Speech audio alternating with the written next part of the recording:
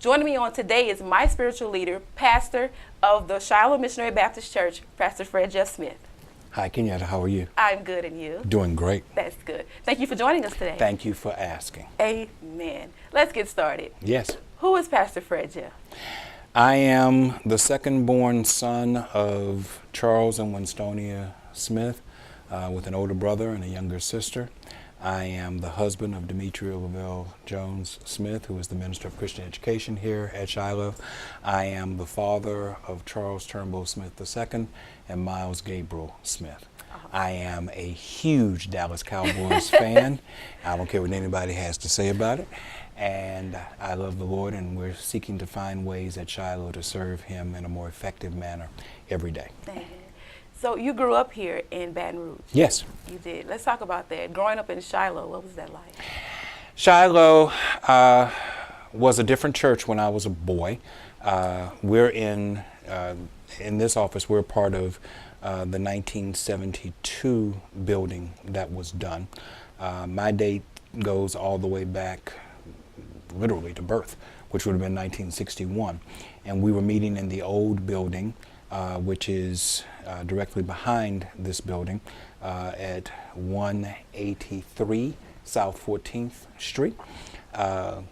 Small stucco building, but a wonderful church filled with spirit-filled people, people who were limited in finances, limited in education, but who always had an aspiration to be and to become, and they passed that aspiration on to their children. I've had the unique privilege of watching this church expand and grow over the 50 years that my father, Charles Turnbull Smith, served as pastor of this church. I've watched it grow not just spiritually and numerically, but also grow organically and grow in its service to this community and to its membership. And I'm just grateful that the Lord allowed me to step in and be a steward here since my father's passing in 2012. Okay. You stepped into a major role in 2013. Yes. You became the pastor of the leader of this flock. Yes. And I came to Shiloh in 1998. So from 98 to now, I have seen the church take a total transition in a positive way. Let's talk about some of the things that you've added to Shiloh since becoming a pastor. Well, I was blessed that Shiloh was a full-time ministry before I got here. I know you asked me about me, but I have to go back and say that over the 50 years that Charles Smith served as pastor of this church experienced monumental growth. The church had a credit union. The church added a daycare, which has now become an early learning center. The church developed a charitable foundation. The church provides housing for people, as well as the normal benevolence assistance that people come across. The church added a second worship experience. When I was a boy, it was Sunday school at 9:30 and worship at 11 o'clock. Now there are 2 worship experiences every Sunday. The church was already on television when I got here. We added a second television experience. The church was already on radio when I got here. We've added live stream, things of that sort. But I was blessed to be able to walk into a situation that was already far more advanced than the typical church in this community.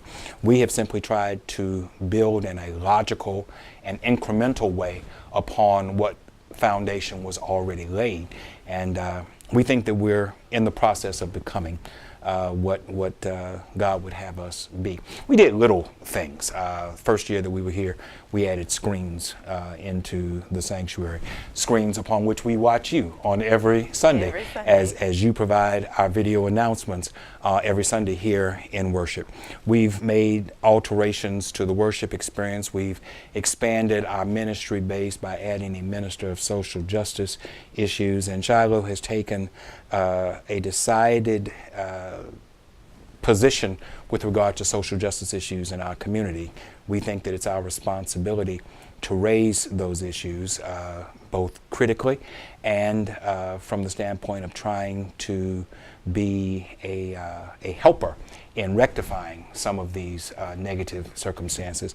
So I feel like we're building on the foundation that was laid, but I certainly recognize that we had a great foundation to build upon. We did.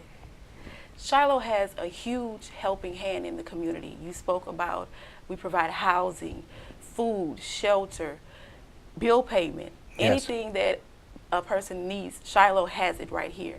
What do you say to someone, these other pastors that would probably say that, oh, Shiloh is just trying to bait members in by offering them money? No. Well, first of all, we don't have that much money to offer. The misnomer that we are somehow a wealthy church is just that. It's a myth. It's interesting you bring that up because we were just finishing up our podcast, and in the discussion that we had with our guest here, I was making the point that for the most part, African American churches are no different than African American households. Just like you can't go very long without a paycheck, neither can our churches. We need the revenues that we receive on Sunday morning in order to conduct ministry. I think that the difference that may exist from one church to the next is what you prioritize. Charles Smith believed in holistic ministry. He believed in helping the total individual, that yes, we're concerned about your souls, but we also have a concern about your physical needs. We have a concern about your economic needs. We have a concern about your academic needs. And if the church is to be what Christ would have it to be, we have to address all of those concerns. So we prioritize the dollars that the members allow us to manage in such a way as we're able to do the things that we do: scholarship programs, summer enrichment programs, summer camps, things of that sort. But it only works because the membership believes in the holistic ministry that we are seeking to espouse. We're not like some churches that sit on mounds and mounds of money. We need every dollar that we get in order to do the ministry that we do. The difference, again, and forgive me for repeating myself, the difference that I see has to do with priority. I've served other churches, and one of the things that has always been somewhat disheartening to me is that other churches did not share the same concern about the overall needs of the individual as this church has shown over its 50 years plus that Charles Smith was here. Okay. When you're not in the pulpit, you're not serving others, what are you doing? Listening to my wife and listening to my children. And now that we have 2 dogs, playing with my dogs. I'm a homebody. I love television. If you ask me anything, I will probably quote to you a television show or a movie. My favorite movie series is The Godfather, parts 1, 2, and 3. I don't know why you all want to diss part 3, but part 3 was almost as good as 1 and 2. I really don't go out a lot. I'm never, even before ministry, I was never a party person. I like video games. Oh yeah. Really? Red Dead Redemption Part 2. I finished that in about 2 weeks. Oh. And yeah, I'm a huge, and I love Madden. I stopped playing NBA 2K because my son was beating me so bad it just got to be frustrating. So I don't even mess with it anymore. But I'm really very much a homebody. I'm a nerd. And I pride myself on being a nerd. Whenever I have the chance to talk to young women in the church or even outside of the church, I tell them all the time, don't overlook the nerds. I know y'all want to be with the cool guy, y'all want to be with the guy with the big chest and the narrow waist and all this other stuff, but the nerds make the best husbands. There, I said it for you. I'll have to remember that. You spoke on education, and education in Shiloh is a big thing. Yes, it is. And everything, as a youth growing up here in Shiloh, and everything that we did, Pastor Charles Smith always emphasized education. Yes. So much that I am a scholarship recipient myself. In 2004, I did receive the 4th place scholarship, which did help me further my education along at Southern University. But aside from that, I want everybody to know that my pastor gave me my first shot at being in front of the camera around this time last year. And since then, I've become the video announcer here. And I just wanted to tell you, thank you so much for investing in me, for choosing me to do such a big job. Well, you do such a wonderful job at it, and people look forward to it Sunday in and Sunday out. With regard to education, you're right. Charles Smith placed a very high priority on education as a whole, Christian education in particular. You mentioned that you're a scholarship recipient. In order to be a scholarship recipient as a member of Shiloh, you had to have a 70% Sunday school or Bible study participation rate. And it's unfortunate that there are children, young people, they don't want to be called children anymore, they're young people who pass through this church every year who do not qualify for the scholarship because they won't make the investment of time into the Christian education component. It's one of the things that I find personally disheartening, and that I think that we as a church need to address and emphasize a little bit more. Not to reduce the requirement, but to get people to recognize the importance of meeting the requirement. It's a shame when we leave thousands of dollars on the table because we did not have a sufficient number of members who met the qualifications. But yeah, Shiloh has always emphasized scholarships. I'm a scholarship recipient too, 1979. And back then, the scholarships totaled $2,000. Now the scholarships total somewhere in the neighborhood of $50,000. So God has blessed us to be able to expand and grow the scholarship program. And we look forward to being able to do even greater things in the future. In the future, speaking of, Shiloh is growing. Where do you see Shiloh? What direction are you steering this church for the future? Well, when I became pastor in 2013, one of the things that I tried to do was to instill a vision into this congregation. We called it Shiloh 2020 at that time. And it was an emphasis on Christian education, emphasis on evangelism, emphasis on community outreach.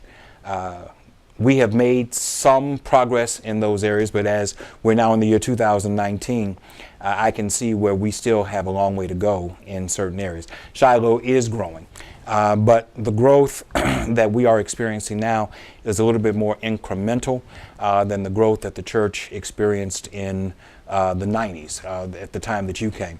I remember vividly, I would call my father on Sunday evenings and ask him, well, what kind of day did you have today? And he'd say, well, we had 10 to join this morning, we had 20 to join this morning, sometimes we had 30 to join. And Shiloh doesn't have that kind of phenomenal growth taking place anymore. But God is blessing us with new members. God is blessing us with people who have wonderful ideas about where we can go with the church in the future. I do think that there needs to be greater emphasis placed on our part, and specifically on my part, on leading this church more in evangelical ways in order to reach the community. It's not that there aren't lost people out there that need to be reached, it's that we're not doing enough to reach them. And so I take that as a personal challenge that we have to do more in order to reach lost people for Christ. To reach those lost people and to bring them to safety in Christ, what do you think, or what are some ways that you think that we could possibly do to get them here? One of the things that I have tried to do is learn more. I call the podcast my continuing education medium. We started the podcast a little bit over a year ago. You've been a guest on our podcast. One of the things that I have tried to do with the podcast is hold interesting conversations with people in this community, not necessarily people who are members of this church, or not necessarily people who are even Christian, but people in this community to learn more about who they are. I'm 57 years old. There's no way for me to fully identify with a 37-year-old or with a 27-year-old, but I can ask questions. And if I listen attentively and if I work hard and pray hard about it, I believe that with the information that we receive just through these conversations that I have with people, we can devise means and methods by which to foster what I call real growth.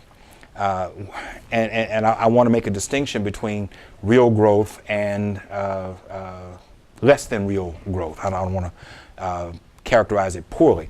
But there is the phenomenal growth that some churches are having that is based on poor doctrine or no doctrine, based on entertainment, based on music, based on other things beside a solid gospel message that meets the needs of the total person.